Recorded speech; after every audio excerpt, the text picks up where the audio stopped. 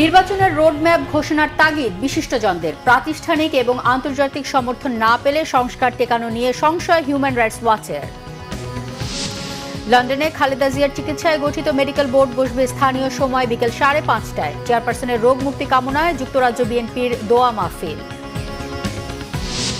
হিংসা ভুলে নতুন বাংলাদেশকে এগিয়ে নেয়ার আহ্বান মির্জা ফখরুলের। বেশি সংস্কারের প্রয়োজন নেই, দ্রুত নির্বাচনী রোডম্যাপ ঘোষণার দাবি নেতাদের। মূল্যস্ফীতি সহ 5 ঝুঁকিতে বাংলাদেশ, জানিয়েছে ওয়ার্ল্ড ইকোনমিক ফোরাম। মাছ, সবজি সহ কিছু পণ্যের স্বস্তি, চালের দাম চড়ছেই। আগুনে হাজারীবাগে ট্যানারি গুদামে কয়েক কোটি টাকার ক্ষতি, বারবার নোটিশের পরেও পর্যাপ্ত ফায়ার সেফটি না থাকার অভিযোগ। দেখছিলেন ক্রাউন সিমেন্ট সংবাদ শিরোনাম। এবার বিস্তারিত সংবাদ। সংস্কার নিয়ে দ্রুত রাজনৈতিক দলগুলোর সঙ্গে সংলাপ করে নির্বাচনের রোডম্যাপ ঘোষণার তাগিদ বিশিষ্টজনদের। অন্তর্বর্তী সরকার চাইলেও সব বিষয়ে এখনই সংস্কার করতে পারবে না মন্তব্য করে তারা বলছেন, নির্বাচিত সরকারই সংস্কার বাস্তবায়ন করবে, তাই নির্বাচনের বিষয়ে কালক্ষেপণ করলে অন্তর্বর্তীকালীন সরকার সমালোচিত হবে বলে মত তাদের। ওবায়দুল্লাহ মামুনের রিপোর্ট। দ্বিকক্ষ বিশিষ্ট পার্লামেন্ট, বাংলাদেশের সাংবিধানিক নাম পরিবর্তন, এক ব্যক্তি 2 মেয়াদের বেশি প্রধানমন্ত্রী হবেন না, এরকম বেশ কিছু গুরুত্বপূর্ণ বিষয়ে সংস্কার চেয়ে বুধবার প্রধান উপদেষ্টার কাছে 4টি সংস্কার কমিশন তাদের প্রতিবেদন জমা দিয়েছে। প্রস্তাবিত প্রতিবেদনগুলো নিয়ে সর্বমহলে চলছে আলোচনা সমালোচনা। সংবিধানের বেশ কিছু বিষয় সংস্কার প্রস্তাব থাকলেও তা এখনই বাস্তবায়ন করার এখতিয়ার নেই অন্তর্বর্তী সরকারের। আর নির্বাচনের সাথে সংশ্লিষ্ট বিষয়গুলো বাস্তবায়ন করে অন্তর্বর্তী সরকারকে নির্বাচনমুখী হওয়ার তাগিদ দেন বিশিষ্টজনরা। এগুলি সময় ক্ষেপণের একটা প্রক্রিয়ার মধ্যে আমরা পড়ে গেছি। আমরা এই মুহূর্তেই আমরা নির্বাচন নিয়ে কথা বলতে পারি এবং এই যে স্টেক হোল্ডারদের সাথে আমি দেখলাম যে ফেব্রুয়ারি 15 থেকে সম্ভবত ধারাবাহিক আলোচনা। এবং ফেব্রুয়ারি 15 কেন লাগবে?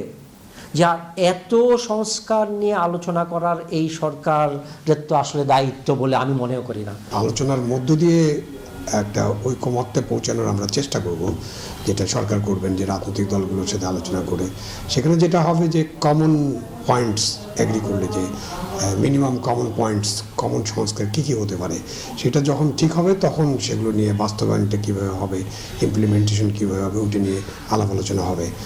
প্রস্তাবিত সরকারে বেশ কিছু বিষয়ে গোঁজামিল রয়েছে অভিযোগ করে তারা বলেন, নির্বাচন যত বিলম্ব হবে অন্তর্বর্তী সরকার জনগণের কাছে ততই আস্থা হারাবে। আর কিছু কিছু বিষয় সংস্কার কমিশন গঠন দরকার ছিল না মন্তব্য করে তারা বলেন, অন্তর্বর্তী সরকার চাইলে তা অর্ডিন্যান্স জারির মাধ্যমেই সম্ভব ছিল। সংবিধানে যদি হাত দিতে হয় সেটা ইন্টারিম গভর্নমেন্টের পক্ষে করা সম্ভব না, কারণ ইন্টারিম গভর্নমেন্ট তো সংবিধান সংশোধন করতে পারবে না। এবং আমরা সবাই জানি যে সংবিধান সংশোধন করতে হলে একটা পার্লামেন্ট লাগবে এবং সেই পার্লামেন্টে 2/3 মেজরিটি লাগবে। সুতরাং সংবিধানের সাথে সম্পর্কিত যে কোনো সংশোধন বা যে কোনো সংস্কার, এটার জন্য অপেক্ষা করতে হবে এবং পরবর্তীতে যে নির্বাচিত পার্লামেন্ট আসবে, যখনই আসুক, তারা এই সংস্কারগুলোতে হাত দিতে পারবে। আস্থার জায়গা ধরে রেখেই তারা যত দ্রুত সম্ভব নির্বাচনের ব্যবস্থা করে এবং নির্বাচন ব্যবস্থা করার জন্য যা যা দরকার, যে 4টা মূল আপনার সংস্কার দরকার প্রশাসন ছাড়া, সেগুলি কিন্তু এসে গেছে। কাজে এখন এর ভিত্তিতে তো আমরা আলোচনা এক সপ্তাহের মধ্যে করতে পারি। সংস্কার কমিশন সব শ্রেণী পেশা মানুষের সাথে সংলাপ করেনি বলেও মন্তব্য বিশ্লেষকদের। প্রমাণিত হলে তার ওবায়দুল্লাহ মামুন, বাংলা ভিশন, ঢাকা। গণতন্ত্র এবং মানবাধিকার রক্ষায় বাংলাদেশের অন্তর্বর্তী সরকার যেসব পদক্ষেপ নিচ্ছে, প্রাতিষ্ঠানিক এবং আন্তর্জাতিক সমর্থন না পেলে তা টিকিয়ে রাখা মুশকিল হবে। বৃহস্পতিবার আন্তর্জাতিক মানবাধিকার সংস্থা হিউম্যান রাইটস ওয়াচের ওয়ার্ল্ড রিপোর্ট 2025-এ এমন তথ্য উঠে এসেছে। HRWর এশিয়া অঞ্চলের উপপরিচালক মীনাক্ষী গাঙ্গুলি বলেন, বাংলাদেশের সাবেক প্রধানমন্ত্রী শেখ হাসিনার আমলের গুমের ঘটনা তদন্তে অন্তর্বর্তী সরকার একটি কমিশন গঠন করেছে। এছাড়া হাসিনার আমলের মানবাধিকার লঙ্ঘনের বিষয়ে সংস্কার ও জবাবদিহি নিশ্চিতের প্রতিশ্রুতি দিয়েছে বর্তমান সরকার। তবে এসব বিষয়ে স্থায়ী সমাধান প্রয়োজন। এক্ষেত্রে ব্যাপক প্রাতিষ্ঠানিক সংস্কার এবং আন্তর্জাতিক সমর্থন না পেলে অন্তর্বর্তী সরকারের সমস্ত পদক্ষেপ নষ্ট হয়ে যেতে পারে বলে মন্তব্য করেন মীনাক্ষী গাঙ্গুলি। প্রতিবেদনে বলা হয়, গুম এবং রোহিঙ্গা শরণার্থীর মতো বিষয়ে সমাধানগুলো আন্তর্জাতিক মানবাধিকার মানদণ্ডের সঙ্গে সামঞ্জস্য রেখে করা উচিত। পাশাপাশি HRW মনে করে, বিতর্কিত র্যাব বিলুপ্ত করা, জবাবদিহি নিশ্চিত করতে নিরাপত্তা বাহিনী সংস্কার করা এবং গুমের শিকার ব্যক্তি ও তাদের পরিবারের জন্য ন্যায় বিচার নিশ্চিত করা উচিত। লন্ডনে চলছে বেগম খালেদা জিয়ার চিকিৎসা। প্রতিদিনই করা হচ্ছে কোনো না কোনো পরীক্ষা। এদিকে বেগম খালেদা জিয়ার রোগ মুক্তি কামনায় যুক্তরাজ্য বিএনপির উদ্যোগে দোয়া মাহফিলের আয়োজন করা হয়। নেতাকর্মীরা মনে প্রাণে বিশ্বাস করেন বেগম খালেদা জিয়া সুস্থ হয়ে উঠবেন। বিস্তারিত জানাচ্ছেন লন্ডন থেকে মোহাম্মদ আব্দুল হান্নান। 10 দিনের মতো যুক্তরাজ্যের বিখ্যাত দ্য লন্ডন ক্লিনিকে চিকিৎসা নিচ্ছেন বাংলাদেশের সাবেক প্রধানমন্ত্রী ও বিএনপির চেয়ারপারসন বেগম খালেদা জিয়া। বেগম খালেদা জিয়ার রোগ মুক্তি কামনায় 17 জানুয়ারি দোয়া মাহফিলের আয়োজন করেছে যুক্তরাজ্য বিএনপি। পূর্ব লন্ডনের ব্রিকলেন জামে মসজিদে আয়োজিত দোয়া মাহফিলে উপস্থিত ছিলেন যুক্তরাজ্য বিএনপির সভাপতি M A Malek O secretary Kaiser M Ahmed. এ সময় সভাপতি এম এ মালেক বলেন, বেগম খালেদা জিয়া চিকিৎসার পাশাপাশি পরিবারের সাথে হাসি খুশি অবস্থায় আছেন। আমিও দেখেছি কালকে যে উনি একটু হাসি খুশির মধ্যে, উনি যেন বাংলাদেশে ফিরতে পারেন সুস্থ অবস্থায় এবং আগামীতে দেশ এবং জাতি গঠনে ওনার পরামর্শে দেশের যে যত সেই আমাদের সাম্য, মানবিক মর্যাদা, সামাজিক ন্যায় বিচার এবং বাংলাদেশে গণতন্ত্র পুনরুদ্ধারের জন্য দেশনেত্রী বেগম খালেদা জিয়া বাংলাদেশে এর জন্য একটা অ্যাসেট। আমাদের প্রত্যেকটি ইউনিটকে আজকে শুক্রবার জুম্মার নামাজের পর খতমে কুরআন এবং দোয়া মাহফিল ছিল। আজকে আমরা যুক্তরাজ্য বিএনপি এই ব্রিকলেন জামে মসজিদে আমরা খতমে কুরআন এবং দোয়া মাহফিল হয়েছে ইতিমধ্যে। বেগম খালেদা জিয়ার সুস্থতার জন্য মনে প্রাণে দোয়া করছেন নেতাকর্মীরা। অনেকেই দোয়া মাহফিলে অংশ নিতে লন্ডনের বাহির থেকেও এসেছেন। আমরা দোয়া করছি দেশনেত্রী মা বেগম খালেদা জিয়া উনি অতি সত্বর অতি তাড়াতাড়ি সুস্থ হয়ে দেশে ফিরবেন এবং দেশের নেতৃত্ব দিবেন। এটাই আমাদের দোয়া, এটাই আমাদের কামনা। ৭৯ বছর বয়সী Begum Khaleda Zia liver cirrhosis, kidney, ফুসফুস সহ নানা রোগে দীর্ঘদিন ধরে আক্রান্ত। আজকে তো আমরা মহান আল্লাহ রাব্বুল আলামিনের কাছে দোয়া চাইছি সুস্থতা কামনা করে, এবং উনি যেন দেশে সুস্থ হয়ে ফেরত যেতে পারে, এবং তো সুস্থতা কামনা আমাদের মুখ্য বিষয়। অ্যাজ সুন অ্যাজ পসিবল উনি সুস্থ হয়ে যাবেন, আমরা ইনশাআল্লাহ তাকে নিয়ে বাংলাদেশে যাব। লন্ডন ক্লিনিকে চিকিৎসারত বেগম জিয়ার প্রতিদিনই কোনো না কোনো টেস্ট হচ্ছে বলে জানা গেছে। ব্রিকলেন মসজিদে আয়োজিত দোয়া মাহফিলে আসা নেতাকর্মীরা আশা প্রকাশ করলেন বেগম খালেদা জিয়া সম্পূর্ণ সুস্থ হয়ে দেশে ফিরবেন এবং দেশকে আবারও নেতৃত্ব দিবেন। মোহাম্মদ আব্দুল হান্নান, বাংলা ভিশন, যুক্তরাজ্য। বেগম খালেদা জিয়ার চিকিৎসার সবশেষ তথ্য জানতে যুক্ত হচ্ছে আমাদের লন্ডন প্রতিনিধি মোহাম্মদ আব্দুল হান্নানের সাথে। হান্নান, বিএনপি চেয়ারপারসনের চিকিৎসার সবশেষ কি খবর আছে আপনার কাছে? ধন্যবাদ আপনাকে। আপনি দেখছেন আমি দাঁড়িয়ে রয়েছি যেখানে বেগম খালেদার চিকিৎসা হচ্ছে, ঠিক সেই লন্ডন ক্লিনিকের সামনে, এবং আমার সাথে রয়েছেন যুক্তরাজ্য বিএনপি সভাপতি এম এ মালেক। কিছুক্ষণ আগে মালেক ভাই যেটি আমাদেরকে বলেছিলেন যে আজকে একটি ডাক্তারদের মিটিং রয়েছে, এবং যেহেতু শুক্রবারে আমরা আগেও বলেছিলাম যে শুক্রবারের মধ্যে একটি পরিকল্পনা গ্রহণ করা হবে বেগম খালেদা জিয়ার কিভাবে চিকিৎসা হবে, সেই তথ্য জানার জন্য আমরা চেষ্টা করছি অনেক আগে থেকেই, এবং লন্ডন ক্লিনিকের সামনে অনেক সাংবাদিক ভিড় করছেন এই তথ্য জানার জন্য। আমি মালেক ভাই থেকে একটু জানতে চাই আসলে কোনো আপডেট রয়েছে কিনা। মালেক ভাই, কোনো আপডেট রয়েছে কিনা যেহেতু শুক্রবার আজকে? ধন্যবাদ। আমার মনে হয় যে আমরা তো আজকে আপনি ইতিমধ্যে আপনার নিউজও করেছেন, আমরা ম্যাডাম খালেদা জিয়ার জন্য আমরা যুক্তরাজ্য বিএনপি পরিবার যুক্তরাজ্যের প্রত্যেকটা মসজিদে আজকে স্পেশাল দোয়া করা হয়েছে, এবং আজকে আমরা ডাক্তার সাহেবদের, বাংলাদেশি ডাক্তার যারা আছেন এবং ব্রিটিশ ডাক্তারদের দুইটা গ্রুপই তারা প্রত্যেক সময় প্রতিদিনই তারা মূলত এখনের সাথে একটু কোঅর্ডিনেশন করে চিকিৎসাটা করছেন। তা আমরা আপনাদেরকে আগামীকালকে অলরেডি আমরা একটা ডিসিশন নিয়েছি যে বাংলাদেশি যত ডাক্তার আছেন সবাই থাকবেন এবং সবাই এই বিষয়টা এক্সপ্লেন করবেন। তাইলে সবচেয়ে সুবিধা হয় কি যে আপনারা বাংলাদেশের জনগণও বা ওয়ার্ল্ডের বিভিন্ন দেশ কনসার্ন ম্যাডাম খালেদা জিয়াকে নিয়ে, আমাদের মাকে নিয়ে, তো সেই হিসাবে আপনাদের মাধ্যমে এই জিনিসটা আজকে এখন কোনো মিটিং রয়েছে কিনা ডাক্তারদের তো মিটিং প্রতিনিয়ত হচ্ছে, কারণ ডেইলি তারা অন্তত বাংলাদেশি ডাক্তাররা ব্রিটিশ ডাক্তারদের সাথে এভরিডে বলতে গেলে প্রতি 2 ঘন্টা 3 ঘন্টা পরে তাদের আপডেট একে অন্যকে তারা দিচ্ছেন, এবং ব্রিটিশ ডাক্তাররা ট্রিটমেন্ট দিচ্ছেনই, এদের সাথে সহযোগিতা করে, কোঅর্ডিনেশন করে। থ্যাংক ইউ আপনাকে। আপনারা শুনলেন মালেক ভাই যেটি বললেন, আজকে যেহেতু শুক্রবার একটি ব্রিফিং দেওয়ার কথা ছিল, তবে কিছুক্ষণ আগে খালেদা জিয়ার ব্যক্তিগত চিকিৎসক ডাক্তার জাহিদ হোসেনের সাথে আমার ফোনে কথা হয়েছে। তিনিও বললেন কালকে আমাদেরকে একটি ব্রিফিং দিতে পারেন। তবে আমি জিজ্ঞেস করেছিলাম আজকে আমেরিকা এবং যুক্তরাজ্যের ডাক্তারদের সাথে কোনো মিটিং রয়েছে কিনা, এই বিষয়টি তিনি কোনো কিছু বলেননি। তবে তিনি বলেছেন কালকে একটি ব্রিফিং দিতে পারেন সাংবাদিকদেরকে বেগম খালেদা জিয়ার সর্বশেষ আপডেট জানানোর জন্য। হান্নান, আপনাকে ধন্যবাদ। যুক্তরাজ্য থেকে বেগম খালেদা জিয়ার চিকিৎসার সর্বশেষ তথ্য আমরা জানছিলাম। হিংসা বিদ্বেষ ভুলে নতুন বাংলাদেশকে আরও সামনের দিকে এগিয়ে নেওয়ার আহ্বান জানিয়েছেন বিএনপি মহাসচিব মির্জা ফখরুল ইসলাম আলমগীর। মুন্সিগঞ্জের সিরাজদিখানে ঢালি আম্বার রিসোর্টে ঢাকা কলেজের প্রাক্তন ছাত্রদের পুনর্মিলনী অনুষ্ঠানে তিনি এই আহ্বান জানান। মির্জা ফখরুল বলেন, 15 বছরের ফ্যাসিস্ট বিরোধী আন্দোলনে ছাত্র জনতার গণ অভ্যুত্থানে অনেক রক্তপাত হয়েছে, একটা নতুন বাংলাদেশ হয়েছে। বলেন এখন তরুণদের সবচেয়ে বেশি লেখাপড়ার উপর গুরুত্ব দেওয়া দরকার।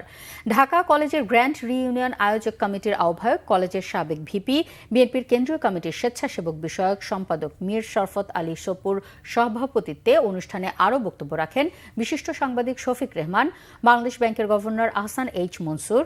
উপস্থিত ছিলেন স্বরাষ্ট্র উপদেষ্টা মোহাম্মদ জাহাঙ্গীর আলম চৌধুরী, বিএনপি নেতা ফজলুল হক মিলন সহ অন্যরা।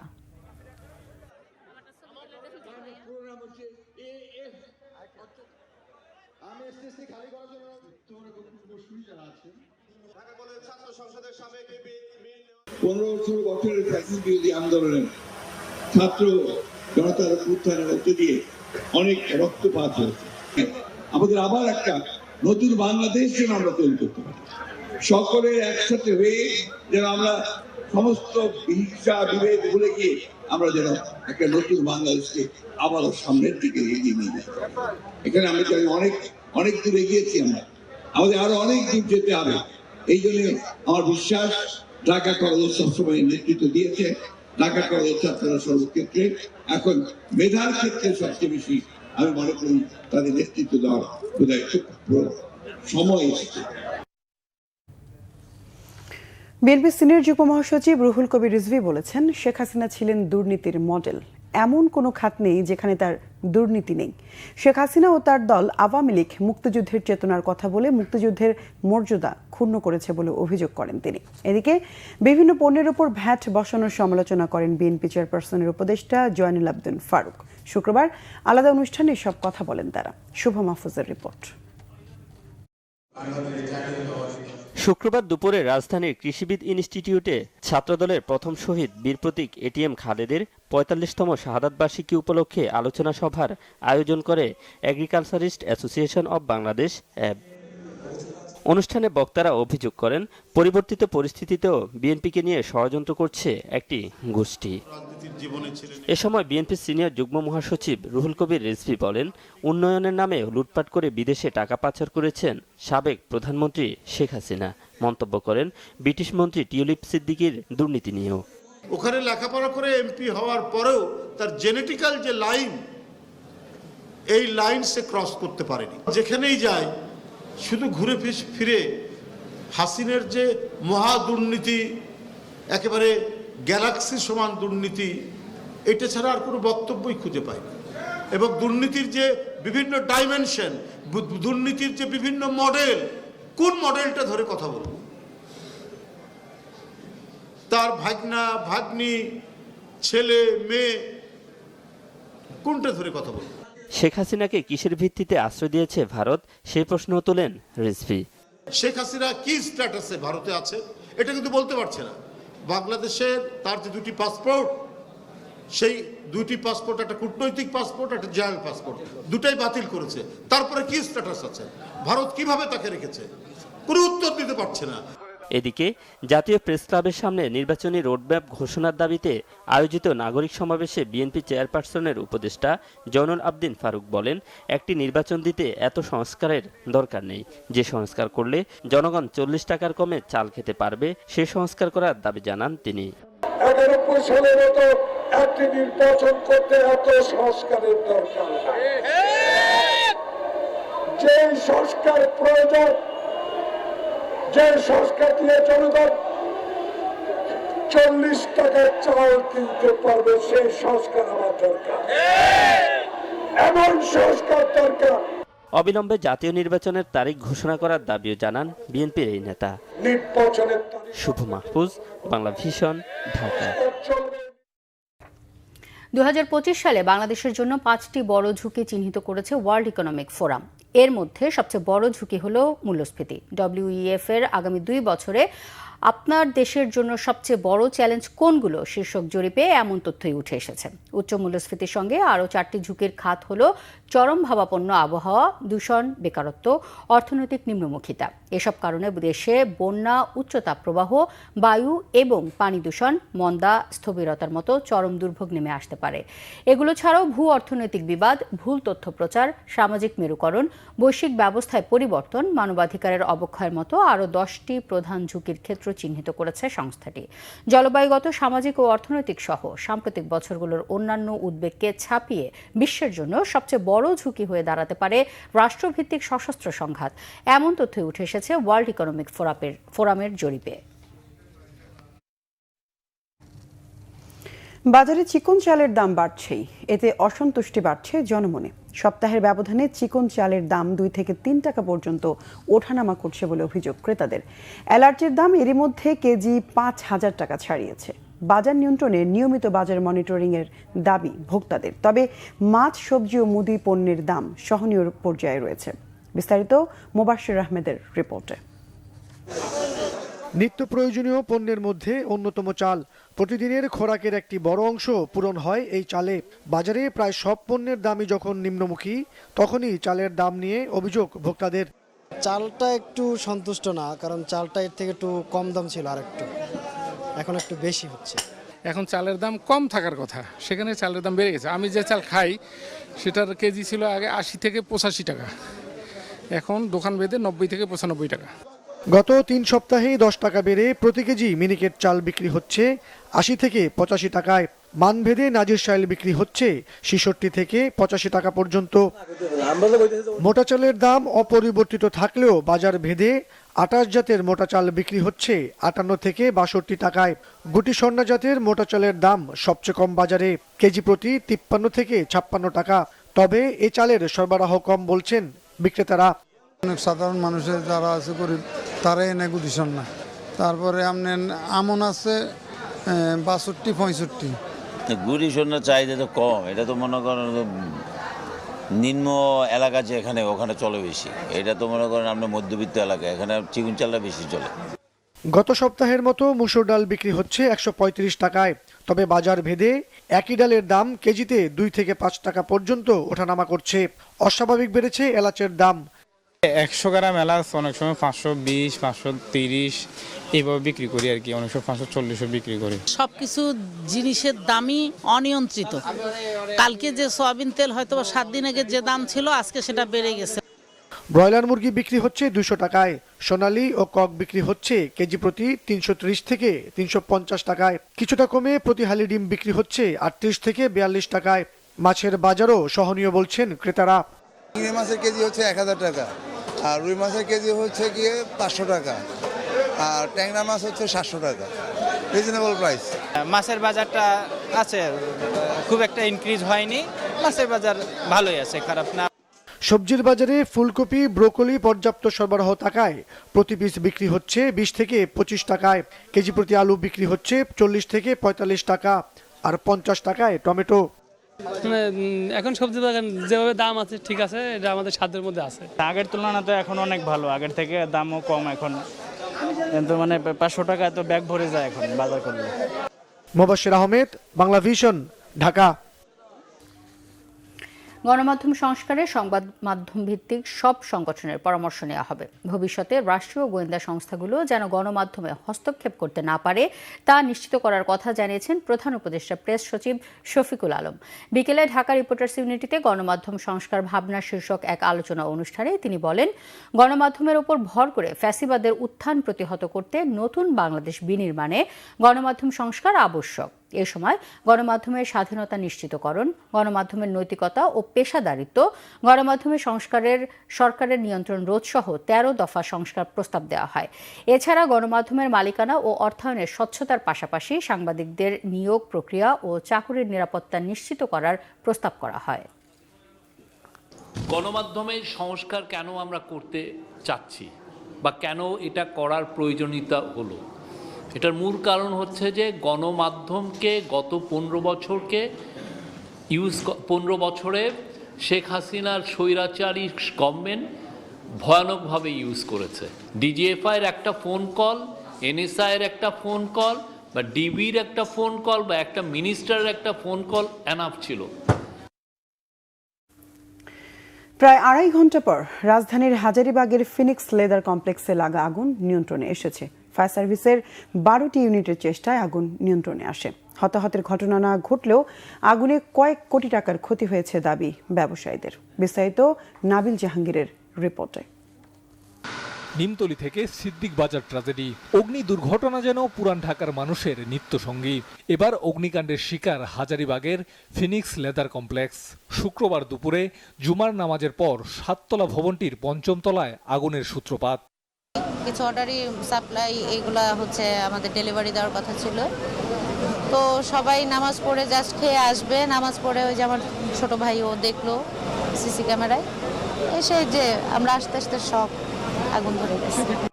ভবনটিতে চামড়ার গুদাম ও ছোট ছোট জুতা এবং প্লাস্টিক কারখানা থাকায় দাহ্য পদার্থের কারণে আগুন দ্রুত ছড়িয়ে পড়ে। ক্ষতিগ্রস্ত হয় ৫ম, ৬ষ্ঠ ও ৭ম তলা।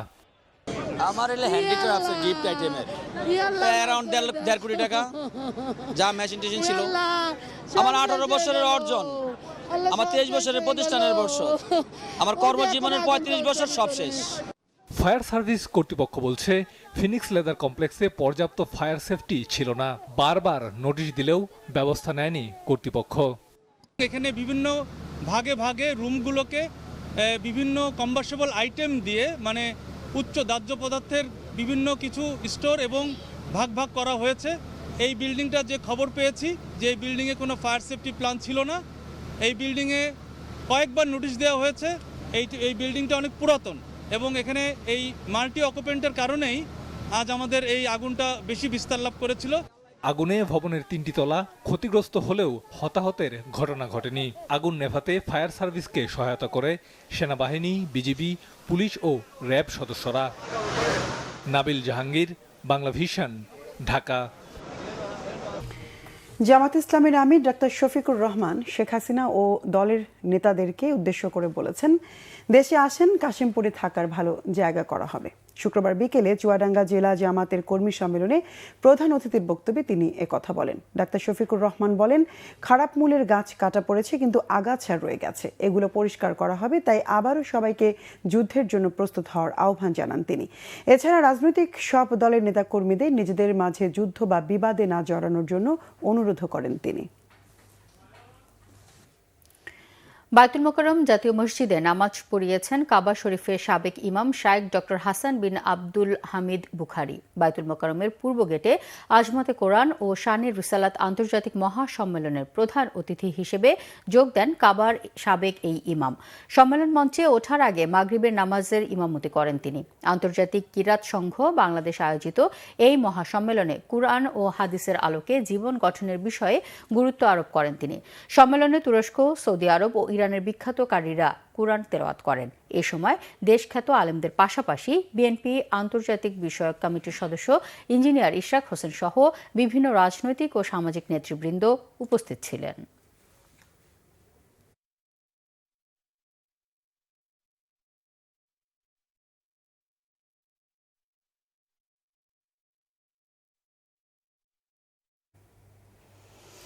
এর আগে ফেনীর দাগনভূঞার রঘুনাথপুর দারুল উলুম মুহিউস-সুন্নাহ মাদ্রাসার ১০ম আন্তর্জাতিক সম্মেলনে জুমার নামাজে ইমামতি করেছেন কাবা শরীফের সাবেক ইমাম ডক্টর শাইখ হাসান বিন আব্দুল হামিদ বুখারী।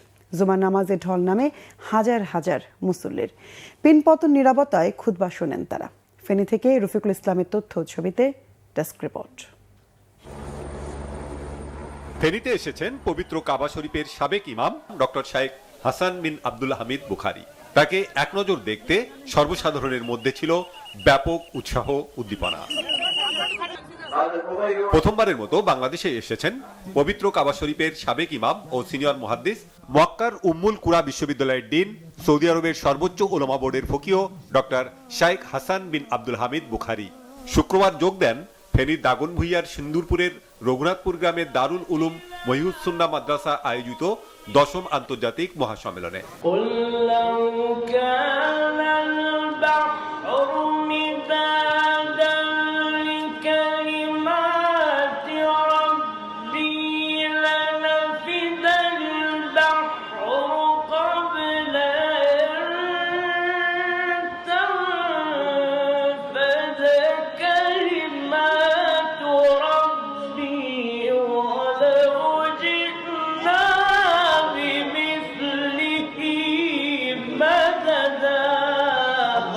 আয়োজকরা জানান তাদের সন্তুষ্টির কথা। আল্লাহ শুকরিয়া, মাবুদের শুকরিয়া, আপনাদের কৃতজ্ঞতা। কাবা শরীফ ইমাম সাহেব রঘুনাথপুর আসবে, এটা শুধু স্বপ্ন, এটাকে শুধু স্বপ্ন মনে করতাম, এটাকে শুধু কল্পনা মনে করতাম। আমার রব যে পারে, আমার আল্লাহ যে পারে, আমার আল্লাহ যে আমাদের প্রতি রহম করে, বন্দার চাহিদা, বন্দার আবেগ, বন্দার তামান্না, বন্দার আরজু আল্লাহ যে এত ক্লোজলি পূরণ করে, এটা আপনাদের দোয়া, আপনাদের শরীরে সম্ভব হতো না। আপনারা যদি সহযোগিতা করেন, এই ধরনের আলেম উলামাগণ আগামীতে সব সময় বাংলাদেশে আসবেন, কোরআন এবং হাদিসের প্রচার করবেন, কারো রক্ত চক্ষুকে পরোয়া করা হবে না ইনশাআল্লাহ। জুমার নামাজে ইমামতি করেন খ্যাতিমান এই ইমাম। ঢল নামে হাজার হাজার মুসল্লি। দিন পতন নীরবতায় ডক্টর শাইখ হাসান বিন আব্দুল হামিদ বুখারীর খুতবা শোনেন তারা। وأما نبينا صلى الله عليه وسلم فخاتم النبيين وإمام المرسلين وصفوة الله من خلقه أجمعين صلى الله ربي وسلم وبارك عليه إلى يوم الدين. الله أكبر الله أكبر. السلام عليكم ورحمة الله. আসসালামু আলাইকুম ওয়া রাহমাতুল্লাহ। জুমার নামাজ শেষে আবার হেলিকপ্টারেই ঢাকা ফেরেন তিনি। তার সাথে ছিলেন আন্তর্জাতিক কিরাত সংস্থা বাংলাদেশের মহাসচিব শেখ সাদ সাইফুল্লাহ মাদানী। 3 দিনের সফরে বাংলাদেশে এসেছেন তিনি। উম্মুল কুরা বিশ্ববিদ্যালয়ের শিক্ষক অনুষদের সদস্য ডক্টর হাসান বুখারীকে 2015 সালে পবিত্র মক্কার হারামাইন শরীফের অতিথি ইমাম হিসাবে নামাজ পড়ানোর সুযোগ করে দেন বর্তমান বাদশাহ Salman bin Abdul Aziz. Banglavision news desk. ইজতেমা ময়দান ঘুরে দেখেছেন ঢাকা বিভাগীয় কমিশনার ও গাজীপুর সিটি কর্পোরেশনের প্রশাসক শরফুদ্দিন আহমেদ চৌধুরী। জানান, নির্ধারিত সময়ের আগে ইজতেমার সব প্রস্তুতি সম্পন্ন করা হবে। দুপুরে ইজতেমা মাঠে সাংবাদিকদের তিনি কথা বলেন। জানান, গাজীপুর সিটি কর্পোরেশনের পক্ষ থেকে অনেকগুলো কাজ হাতে নেওয়া হয়েছে। শরফুদ্দিন আহমেদ চৌধুরী বলেন, ইজতেমা কর্তৃপক্ষের ডিমান্ড ছিল চটের পরিবর্তে টিনের চালা তৈরির। তাদের চাহিদা অনুযায়ী সেই বিষয়ে উদ্যোগ নেওয়া হয়েছে। ইজতেমায় মুসল্লিদের যাতায়াত নির্বিঘ্ন করতে সরকার সচেষ্ট বলেও জানান বিভাগীয় কমিশনার। জেলা প্রশাসক নাফিসা আরেফিন, সিটি কর্পোরেশনের সিওএস এম শফিউল আজম সহ অন্য কর্মকর্তারা এ সময় উপস্থিত ছিলেন। চাঁদাবাজ ও খুনিদেরকে দেশের মানুষ ক্ষমতায় দেখতে চায় না বলে মন্তব্য করেছেন ইসলামী আন্দোলন বাংলাদেশের আমির ও চরমোনাই পীর মুফতি সৈয়দ মোহাম্মদ রেজাউল করিম। শুক্রবার সোহরাওয়ার্দী উদ্যানে ইসলামী যুব আন্দোলন বাংলাদেশের উদ্যোগে এক যুব কনভেনশনে তিনি এ মন্তব্য করেন। মুফতি রেজাউল করিম বলেন, অন্তর্বর্তী সরকার জনগণের ভোটে নির্বাচিত নয়, তবে গণঅভ্যুত্থানের মাধ্যমে তারা ক্ষমতায় এসেছে। যারা নির্বাচনের আহ্বান করে তারা জনগণের সাথে ধোঁকাবাজি করছে। পিআর পদ্ধতিতে নির্বাচনে তারা ভয় পায় কেন? নিম্নকক্ষ উচ্চকক্ষ নির্বাচন হতে হবে পিআর পদ্ধতির মাধ্যমে। ইসলামী নীতি ও আদর্শ বাস্তবায়নের মাধ্যমে দুনিয়াতে শান্তি ও আখিরাতে মুক্তি বলে মন্তব্য করেন তিনি। পাঠ্যপুস্তক থেকে যারা জুলাই গণঅভ্যুত্থানের গ্রাফিতি মুছে দিয়েছে তারা ফ্যাসিবাদ বলে মন্তব্য করেছেন রাষ্ট্রচিন্তক ও গবেষক অধ্যাপক সলিমুল্লাহ খান। তিনি বলেন, ফ্যাসিবাদীরা এখনও জীবন্ত রয়েছে। জুলাই আন্দোলনকারীদের যারা মারধর করেছে তারাও ফ্যাসিবাদী বলে অভিযোগ করেন তিনি। এদের বিচারও দাবি করেন অধ্যাপক সলিমুল্লাহ খান। ঢাকা বিশ্ববিদ্যালয়ের আরসি মজুমদার হলে পিআইবি আয়োজিত ফ্যাসিবাদী জমানার শিকারী সাংবাদিকতা নিয়ে সেমিনারে এসব কথা বলেন তিনি। ফ্যাসিবাদ রেজিমের পাশাপাশি দৈনন্দিন জীবনেও ফ্যাসিবাদী কার্যক্রম চলমান বলে মন্তব্য করেন তিনি। সেমিনারে ঢাকা বিশ্ববিদ্যালয়ের উপাচার্য অধ্যাপক ডক্টর নিয়াজ আহমেদ বলেন, বিপদ থেকে বাঁচতে সবাইকে ঐক্যবদ্ধ থাকতে হবে। এজন্য শিকারী সাংবাদিকতার আলোচনা বিস্তৃত করার আহ্বান জানান তিনি। পিআইবি মহাপরিচালক ফারুক ওয়াসিফ সহ অন্যরা এতে বক্তব্য দেন। সাপ্তাহিক ছুটির দিন হওয়ায় ক্রেতা দর্শনার্থীদের পদচারণায় জমজমাট আন্তর্জাতিক বাণিজ্য মেলা। মেলায় শুক্রবার শনিবার সবচেয়ে বেশি বিক্রি হচ্ছে বলে জানান বিক্রেতারা। এবারের মেলায় 350-এরও বেশি স্টল ও প্যাভিলিয়ন বসেছে। বেচাকেনা ভালো হয়, খুশি বিক্রেতারা। তবে ক্রেতাদের অভিযোগ মানহীন খাবার আর বাড়তি দাম নিয়ে। বিস্তারিত ফজলে রাব্বির প্রতিবেদনে। ঢাকা আন্তর্জাতিক বাণিজ্য মেলায় উপচে পড়া ভিড়। তবে এমন চিত্র প্রতিদিনের নয়। সাপ্তাহিক ছুটির দিনে পরিবার, বন্ধু ও আত্মীয়দের নিয়ে মেলায় হাজির বিভিন্ন বয়সী লোকজন। পরিবার ও বন্ধুদের সঙ্গে সময় কাটানোর পাশাপাশি প্রয়োজনীয় পণ্য কেনার সুযোগ কাজে লাগাচ্ছে দর্শনার্থীরা। মেলায় মেতেছেন শিশুরাও। মাত্র ঢুকেছি আর খুবই ভিড়, হয়তো ফ্রাইডে এই জন্য এখনো কিছু কিনি নেই, ঢুকবো ভিতরে।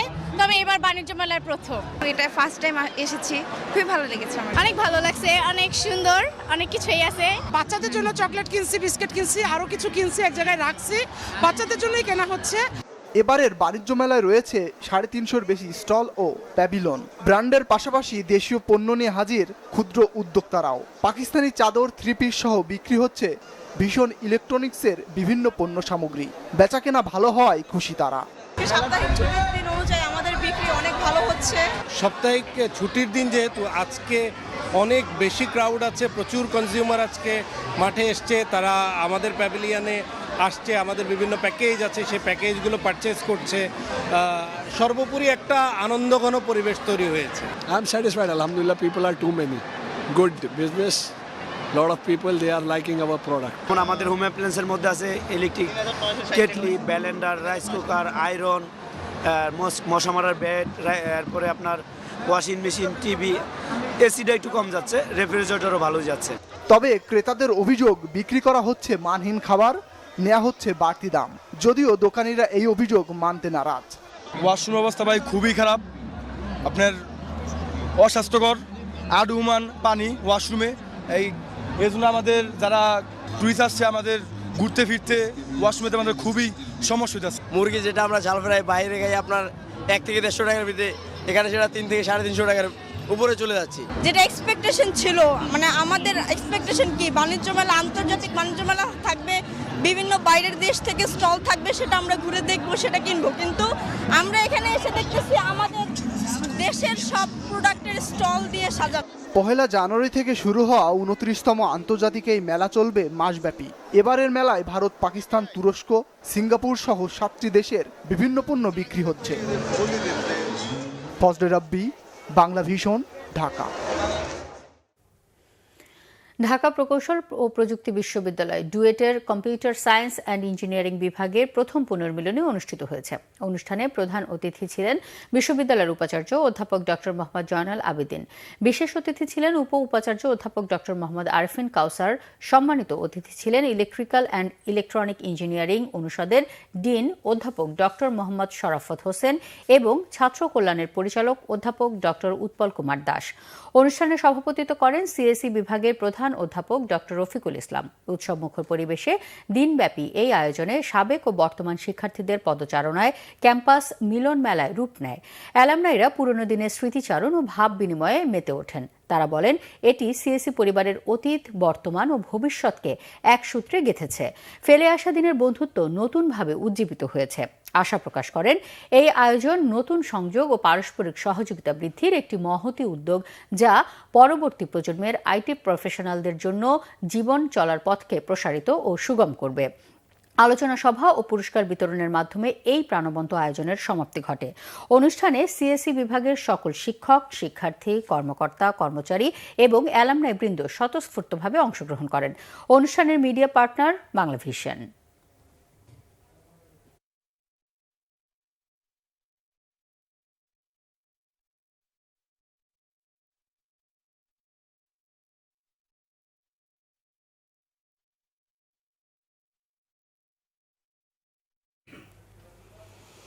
ইকুমেনিক্যাল খ্রিস্টান ট্রাস্ট ইসিটি এবং সেন্ট থমাস চার্চের যৌথ উদ্যোগে রাজধানীতে সেমিনার অনুষ্ঠিত হয়েছে। নিরাপত্তা, ধর্মীয় সম্প্রীতি ও জাতীয় ঐক্যের প্রয়োজনীয়তার শীর্ষক সেমিনারে প্রধান অতিথি ছিলেন সেন্ট থমাস চার্চের সিনিয়র নেতা জর্জ বিনিময় রায়। বিশেষ অতিথি ছিলেন অধ্যাপক নাসিরউদ্দিন আহমেদ, ইসিটি বোর্ডের সদস্য বিশপ সাইমন বারুই এবং বোর্ডের ট্রেজারার জন সুশান্ত বিশ্বাস। সেমিনারে তরুণদের মধ্যে বক্তব্য রাখেন মার্ক মৃণাল মণ্ডল, নিকোল হীরা নদী, পাস্টর চার্লস স্বাধীন বিশ্বাস, অনুপম মল্লিক আদিত্য, শাহাদাত এবং সুজাউল ইসলাম। অনুষ্ঠানে সভাপতিত্ব করেন ইকুমেনিক্যাল খ্রিস্টান ট্রাস্টের চেয়ারম্যান ইমানুয়েল মল্লিক। সেমিনারে মূল প্রবন্ধ উপস্থাপন করেন ট্রাস্টের সেক্রেটারি মিল্টন বিশ্বাস। স্বাগত বক্তব্য রাখেন চার্চ সম্পাদক ডেভিড প্রবীর হালদার। আরও কিছু খবর নিয়ে রয়েছে একটি ডেস্ক রিপোর্ট।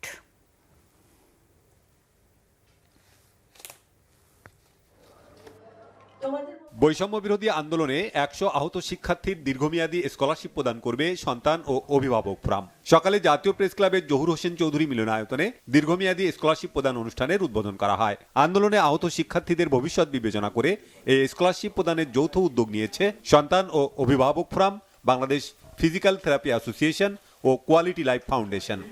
প্রতি মাসে প্রতি শিক্ষার্থীকে অন্তত 5,000 টাকা করে ব্যাংক অ্যাকাউন্টে প্রদান করা হবে। বিএনপির যুগ্ম মহাসচিব সৈয়দ ইমরান সালে প্রিন্স বলেছেন, দুর্নীতি, লুটপাট আর মানুষকে দমনপীড়নই ছিল আওয়ামী লীগের ধর্ম।